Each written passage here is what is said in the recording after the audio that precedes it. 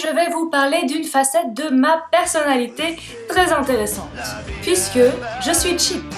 Mais j'ai plus envie de dire que je suis chic et pas cher. Et donc quand on a envie d'avoir une bibliothèque bien remplie mais qu'on n'a pas envie de dépenser beaucoup d'argent, comment faire? Première solution, les boîtes à livres. Elles sont de plus en plus nombreuses dans les rues belges mais aussi françaises, que ce soit en ville ou peut-être même dans certains villages. Renseignez-vous autour de vous et c'est vraiment une invention génialissime. Le système de la boîte à livres, c'est très simple. Vous avez envie de vous débarrasser d'un livre ou même de juste le partager. Vous le mettez dans la petite boîte. D'autres personnes vont elles-mêmes peut-être le récupérer. Évidemment, c'est beaucoup plus sympa si, une fois que vous avez fini de lire le livre, vous le remettez ou alors vous en mettez d'autres. Tout simplement. Je tombe souvent sur des boîtes à livres en fait à Bruxelles et de temps en temps je prends des livres. Récemment, alors que je sortais de la piscine, je suis tombée nez à nez avec une boîte à livres et j'ai trouvé le livre. Alors ce livre, c'est celui qu'on ne voit pas de Mary Youngstead. C'est un livre policier, donc évidemment un thriller avec énormément de suspense et un meurtre. Le meurtre, c'est celui d'Elena et tout se déroule sur une petite île, donc un peu en huis clos. Il s'avère aussi qu'elle s'est disputée avec son compagnon la veille, ce qui met un peu de piment dans l'enquête. Je vais vous avouer que je n'ai lu que le début, mais on est directement dans l'enquête et il y a énormément de suspense. Si jamais vous aimez les policiers et que ce livre vous tente, j'espère que vous le trouverez dans une boîte à livres ou si vous n'êtes pas aussi cheap que moi, vous l'achèterez. Une autre solution, c'est celle des livres audio. Alors oui, les livres audio sont souvent super chers, j'en ai fait les frais moi-même, puisque récemment je cherchais donc un livre audio à écouter parce que j'avais 12 heures de bus. Sauf que je suis incapable de lire dans un bus. Ça me donne la nausée. Il fallait donc que je trouve une solution, le livre audio était la solution. Sauf que quand j'ai recherché un peu sur internet, je me suis rendu compte qu'ils étaient vraiment bien chers. La fille cheap que je suis n'a pas du tout eu envie de payer 20 € pour un livre audio.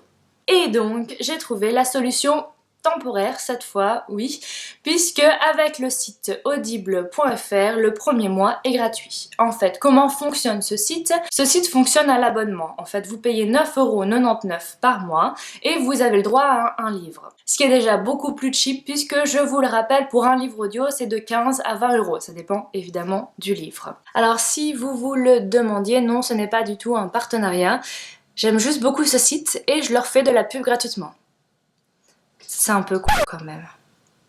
Pour ceux qui hésitent avec le livre audio, oui, j'étais exactement comme vous avant. Je me disais, je n'arriverai jamais à me concentrer, impossible, je vais faire autre chose, je vais pas écouter et je ne vais rien comprendre au livre. Sauf qu'en fait, c'est un comédien qui lit et c'est hyper prenant. Franchement, moi qui ai un peu des problèmes d'attention, j'ai eu aucun problème. Sauf quand je me suis endormie dans le bus et que j'ai raté au moins 20 minutes du livre, j'ai dû rembobiner. Et franchement, j'ai fait la découverte d'un livre qui m'a énormément touchée, c'est Vieux, râleur et suicidaire de Frédéric Backman. C'est l'histoire d'Ove qui a 59 ans et qui est vraiment ce que l'on peut appeler un vieux.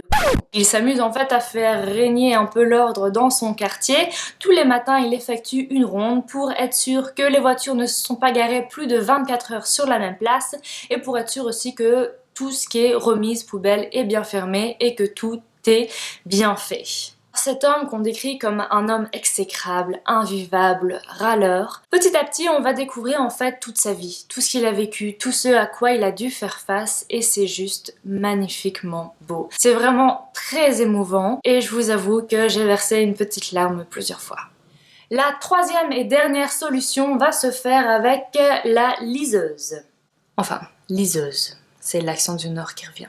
Si vous n'avez pas cette magnifique petite invention, ne vous inquiétez pas, vous pouvez toujours lire les e-books sur vos tablettes ou sur les GSM. Je vous arrête tout de suite, je vais vous parler d'e-books gratuits et légaux. Alors oui, vous pouvez aussi trouver des livres récents, mais c'est totalement illégal. Ce n'est pas bien du tout. L'un des sites les plus connus, c'est ebookgratuit.com. N'oubliez pas que je vous mets tous les liens dont je vous parle dans la barre d'infos juste en bas. N'hésitez pas à y aller. Évidemment, vous trouverez surtout des vieux livres, c'est-à-dire des livres qui sont tombés dans le domaine public. Si vous avez envie de vous farcir Balzac ou Zola, allez-y, c'est pour vous. Parce qu'en plus, dans les magasins, là, ils sont toujours payants. Vous voyez la petite astuce ? Et voilà, cette vidéo est terminée. Si elle vous a plu, n'hésitez pas, comme à chaque fois, à la liker, à la partager ou même à la commenter. Je me ferai un plaisir de vous répondre. N'oubliez pas que vous pouvez me suivre sur Twitter ou Instagram. Et n'oubliez pas aussi surtout d'aller lire la barre d'infos où vous trouverez tous les sites dont je vous ai parlé dans la vidéo. Je vous laisse ici, je m'en vais lire et je vous dis à la semaine prochaine. Salut, ciao!